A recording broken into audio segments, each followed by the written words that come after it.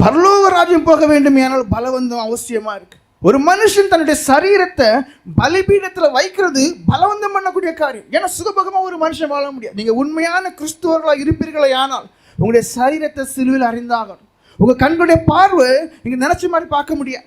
பரலோகம் போக வேண்டுமே ஆனால் மற்றவங்களை போல கெட்ட வார்த்தை பேச முடியாது. அப்போ உங்க சரீரத்தின் ஒவ்வொரு உறுப்பை நீங்க என்ன செய்தாக வேண்டியிருக்கு? பலிபீடத்துல ஏற்றி வச்சு அந்த ஒவ்வொரு உறுப்பை குறித்த ஜாக்கிரதையான சிந்தனை உங்களுக்கு தேவையா இருக்கு. பலவந்தம் பலவந்தம் பலவந்தம் பலவந்தம் பண்ணுற ஜனங்கள் மட்டும்தான் அங்க போக முடியும்.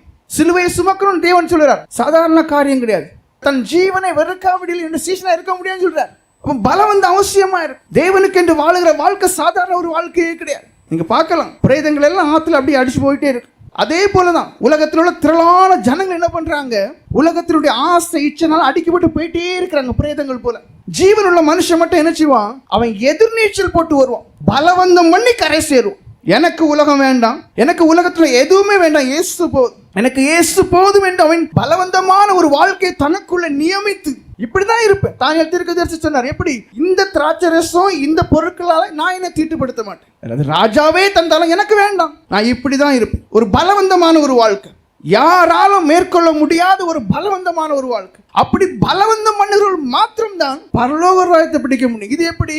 எப்பவுமே விளாங்கு போல இருக்கிறது. ஆபீஸுக்கு போகும்போது இவன் கிறிஸ்தவனே தெரியாது, தொழில் பண்ணும்போது பொய்க்கு மேல போய், ஜெப வீட்டுக்கு வந்தா இவரை காட்டிலும் பரிசுத்தவன் வேற யாரும் இருக்காது, மேல போக முடியாது.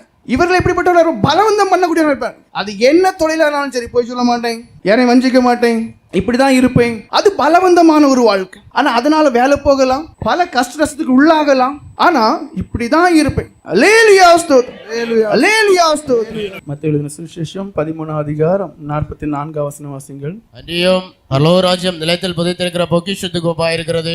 அதை ஒரு மனுஷன் கண்டு மறைத்து அதை பற்றிய சந்தோஷத்தினாலே போய் தனக்கு உண்டான எல்லாவற்றையும் விட்டு அந்த நிலத்தை கொள்ளுகிறான். பாருங்க, அவருடைய பிரசங்கங்களை நீங்க பாத்தீங்கன்னா அது எல்லாமே பரலோக ராஜ்யத்தை பற்றியே தான் இருக்கு.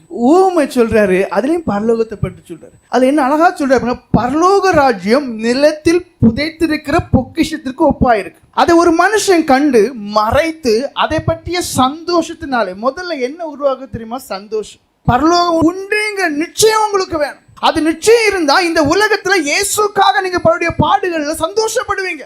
பாவம் இல்லாத ஒரு வாழ்க்கைக்காக நீங்க படக்கூடியதான பாடுகளை சந்தோஷப்படுவீங்க.